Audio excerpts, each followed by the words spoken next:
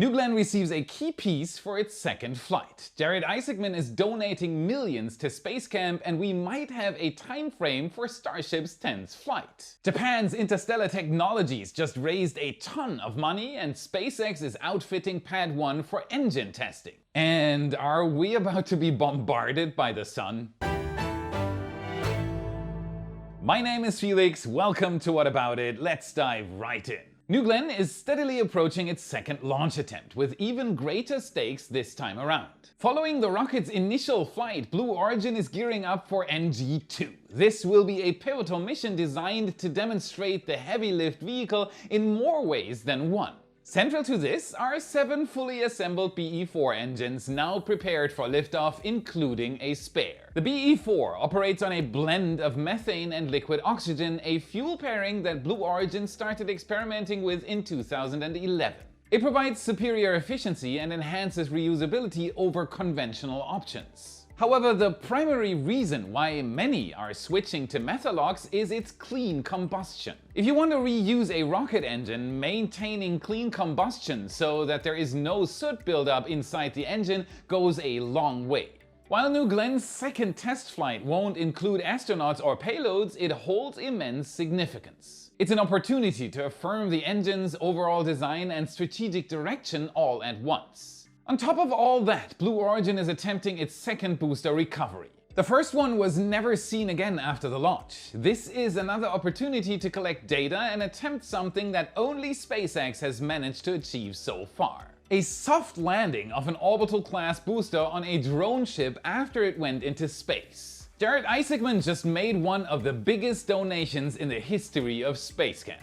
Space Camp is a hands-on educational program run by the US Space and Rocket Center in Huntsville, Alabama. It gives students a chance to train like astronauts, using simulators and mock missions to learn about spaceflight, teamwork, and engineering. It's been a launchpad for space dreams since the 1980s, with many alumni going on to work in science, aerospace, or even become astronauts themselves. The entrepreneur and private astronaut announced on July 11th that he's giving $15 million to the US Space and Rocket Center in Alabama. The funds will support the construction and launch of the Inspiration 4 Skills Training Complex and help build a much-needed fourth dormitory for Space Camp students. He is such a good guy. Isaacman attended the Aviation Challenge program at Space Camp when he was 12 years old. He said that his early experience helped spark his journey into aviation and spaceflight. Now, decades later, he is giving back to the place that helped shape his future. The new Inspiration 4 Skills Training Complex is named after Isaacman's first private orbital mission with SpaceX in 2021. It's being designed to give young students a chance to train in simulated Moon and Mars missions. It also supports programming for Space Camp Robotics and the US Cyber Camp. Many of those activities now reference Polaris Dawn, Isaacman's second mission in 2024, which included the first private spacewalk in history. So what makes this different? This isn't just a donation to keep Space Camp running. It's an effort to modernize and expand the entire experience.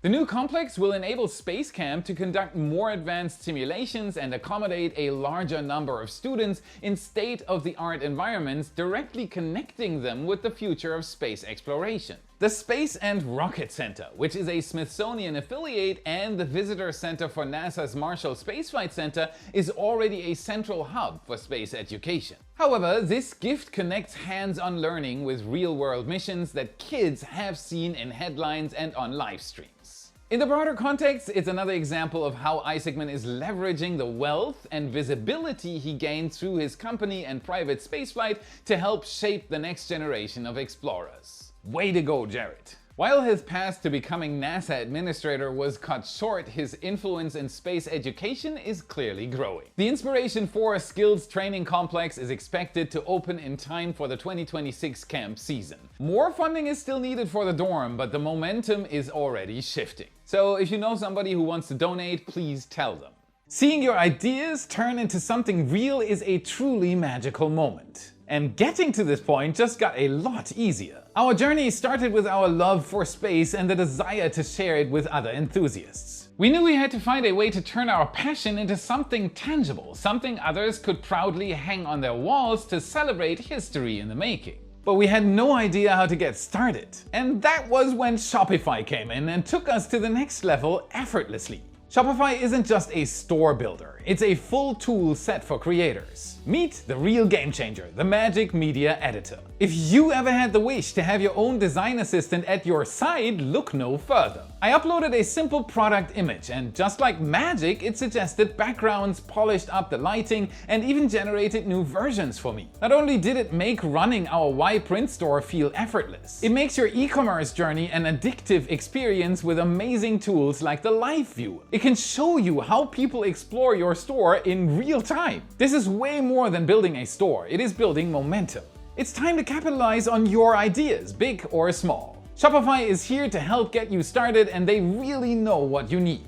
Head to shopify.com/whataboutit to start your free trial today. Let Shopify help you launch your vision like they did for us. Axiom Space just hit a major milestone on the road to Artemis 3. Japanese astronaut Koichi Wakata became the first person to test Axiom's next-generation lunar spacesuit, the AX-EMU, inside NASA's Neutral Buoyancy Laboratory in Houston. This test is a critical step towards certifying the suit for the moon, where it is expected to be worn by astronauts exploring the South Pole during NASA's first lunar surface mission since the Apollo days.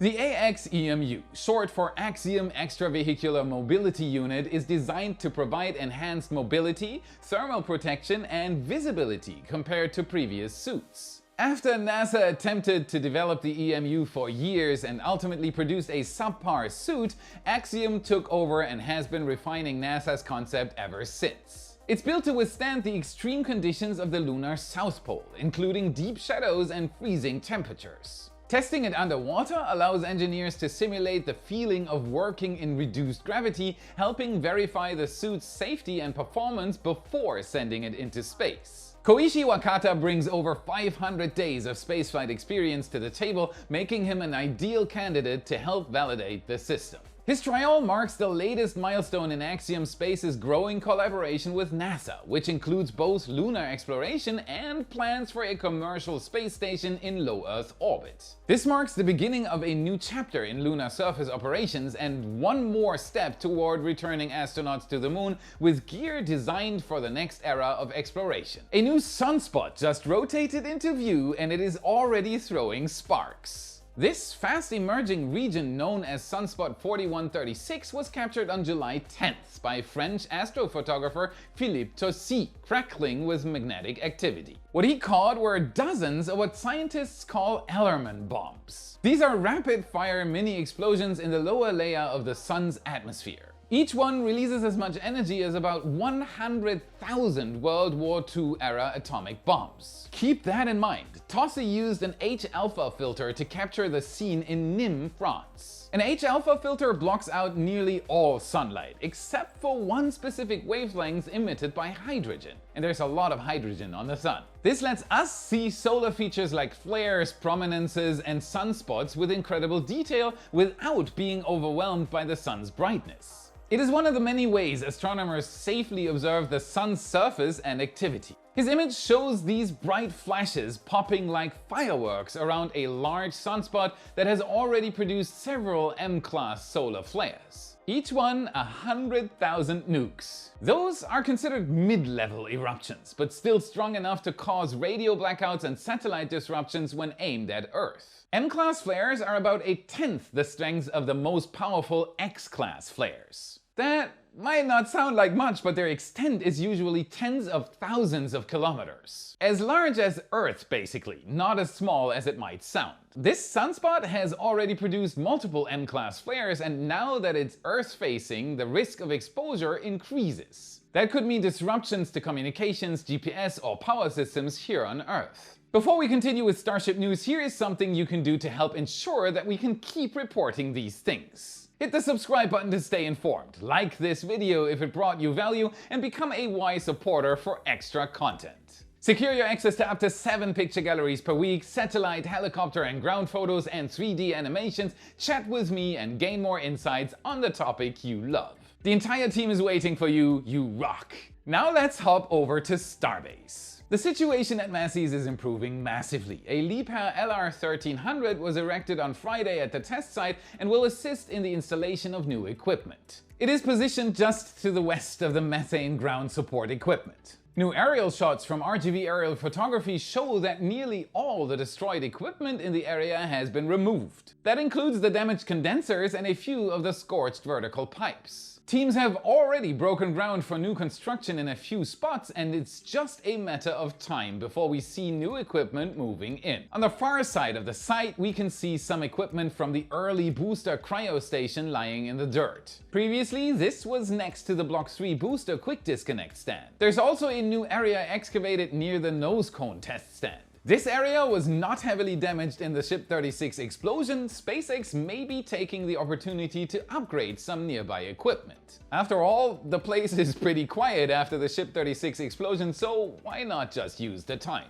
Ship 37 has received all of its Raptor engines, which means we are getting closer and closer to either a spin prime or a static fire test. Yes! This also means that Flight 10 is slowly creeping closer as well. In fact, SpaceX has filed for a special temporary authority to support Flight 10. It is even listed as the only purpose. The SDA would authorize high-power uplink frequencies at 2056 and 2062 MHz, which would enable direct communication with both the booster and the ship during flight. The requested window spans from August 4th, 2025 through February 4th, 2026. Right after the Ship 36 explosion, I, like many of you, gave my estimate on when Flight 10 might happen. Estimates from everyone ranged from 4 weeks to 2026. I said 6 to 8 weeks. That would put it on August 13th. Ship 37 hasn't been sighted outside Mega Bay 2 since its cryo-testing campaign at Massey's. The more progress we see, the more we can extrapolate how close SpaceX may be to getting things ramped up at Pad 1. Pad 1 has received many additional fixes and upgrades to prepare for the upcoming test campaign for the final 2 Block 2 ships. The booster quick disconnect shell now features an access hatch cut out from the bottom, allowing fuel lines to enter. Additionally, 2 holes have been cut in the top of the cover. SpaceX has also made a custom part to fit on this exact area. They are modifying the setup so fuel lines can run from the booster quick disconnect through the bottom hatch. There, they can connect to the ship's quick disconnect plate for Starship engine tests. So basically exactly what I speculated on the last episode. I know, this might sound crazy to some, but we are not far from a Ship 37 static fire campaign. I expect it to happen in the next 2 weeks. A launch should be possible 2 to 3 weeks after that. Good news! All the estimates you might have heard saying that this will take up to half a year, you can ignore them for now. And there is always more at Starbase. Parts for new workstations are being staged outside of Mega Bay 2 for construction. There is a corner of the bay that has been mysteriously shrouded as of late. It seems like an optimal candidate to receive a shiny new workstation. Back at the build site, the next generation booster transport ring has received all of its hold-down arms. They have yet to receive their clamps to actually, hold a booster down. But that step doesn't take long. This is another thing to watch for progress. If we see clamps getting installed, a move using the booster transport ring is close. And it'll be for booster 18. Speaking of the first Block 3 booster, it's an important test article for many reasons. SpaceX is rewriting how Super Heavy performs its return to launch site maneuver with some of the new Block 3 improvements. For the first time, the booster will be able to reignite all 10 boostback engines simultaneously during the flip maneuver rather than staggering them as in previous flights. This would occur while the center 3 engines remain active from ascent. Previously, those engines relied on the main LOX tanks, where autogenous pressurization and fuel slosh created ice buildup and performance concerns. By isolating the fuel for boostback and landing burns into its own separate tanks, SpaceX hopes to eliminate those issues entirely. The move is aggressive, especially on a new booster, but it demonstrates confidence in Block 3's tank architecture and what it enables. The FAA began its environmental review for Starship operations at Florida's LC-39A over a year ago, but there is still no draft report or release date. On the surface, that delay might raise questions, but in reality, this kind of silence is typical. Environmental impact statements are slow, methodical, and often unfold behind the scenes. What many people don't realize is that Kennedy Space Center and Cape Canaveral Space Force Station are two separate facilities. Though adjacent, they are managed by different agencies. KSC is operated by NASA, while Cape Canaveral is controlled by the US Space Force. That distinction matters because it means that there are two separate ICE processes currently underway, one for LC-37 at the Cape and one for LC-39A at Kennedy. The Cape's LC-37 site, formerly used by the Delta IV Heavy, already has a draft EIS published. But over at LC-39A, the historic pad that launched Apollo 11, Space Shuttle missions and now Crew Dragon flights, the process is taking longer. SpaceX submitted its proposal to support up to 44 Starship launches per year from 39A. This includes the addition of a Super Heavy catch tower, new propellant systems, and stormwater infrastructure. The FAA is still reviewing it, with support from several other federal agencies. Those include NASA, the US Fish and Wildlife Services, the National Park Service, the Coast Guard, and even the Air Force. This new EIS is more expansive than the 2019 environmental assessment. That one found no significant impact, but didn't account for Starship's current launch cadence, vehicle size, or propellant volume. Once the FAA releases the draft, likely sometime later this year, it will open a public review period, followed by a final version and an official record of decision. Only after that can SpaceX get a launch license for Starship operations at 39A. So while the process has been quiet, it is not stalled. If anything, it's a reminder of how much red tape stands between ambitious projects and liftoff. NASA officials say there's now a strong chance that the next Starliner flight will launch without any astronauts on board. That is comforting.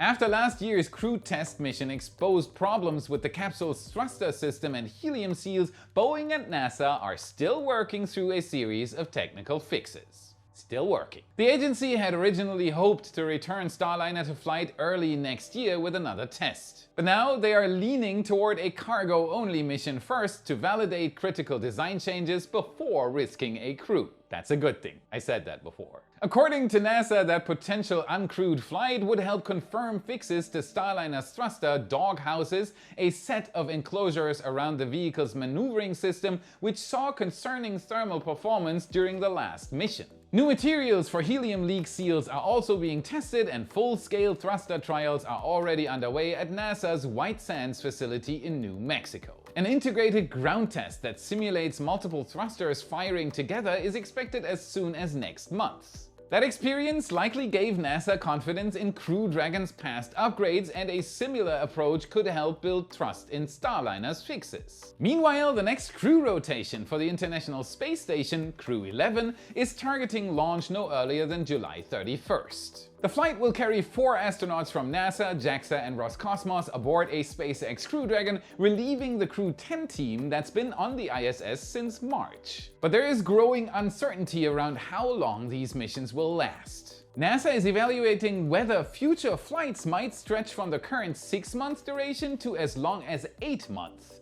in order to offset budget shortfalls. Darn budgets. They might fly fewer missions overall. That move would mean fewer launches between now and the ISS's retirement in 2030. NASA says it's too early to say exactly how that'll affect the total number of Starliner and Crew Dragon flights. But they are already thinking ahead. Unflown contracts could eventually be redirected toward the new commercial space stations that pick up where the ISS leaves off. For now, the focus is on Crew 11 and finally getting Starliner fully operational, or not. Japan's Interstellar Technologies just secured a major funding boost. About $62 million worth. This will be used to push forward the development of its small orbital rocket and supporting satellite systems. The Series F round included both equity and debt financing, with major Japanese players like SMBC and the Space Frontiers Fund stepping in. It'll also include continued backing from earlier investors like Toyota. The fresh capital will be used to accelerate progress on Zero, a liquid-fueled orbital rocket designed to carry up to 800 kilograms to low Earth orbit. But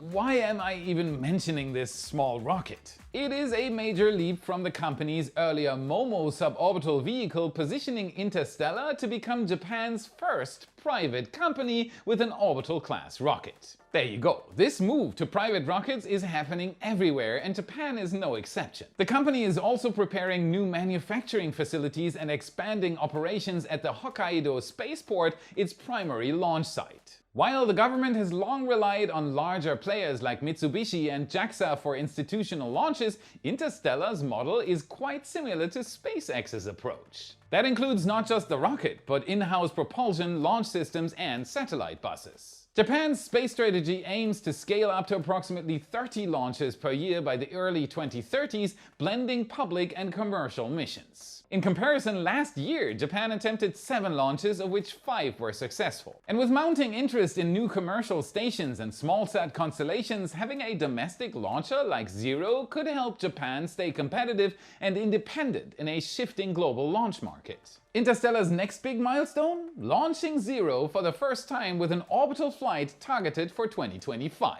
That's it for today. Remember to smash the like button, subscribe for more. This is what fuels the algorithm, and this is how you can help us for free. Check out our epic shirts in your favorite Space Nerd store. There are tons of amazing designs in there. Link is in the description and in the card you should see now. And if you want to learn more, watch this video next to continue your journey. Thank you so much for watching, and I'll see you again in the next episode. I'm sorry. I mean, it is nice of him. And that's it. To help validate the system. Lower layer. 2056.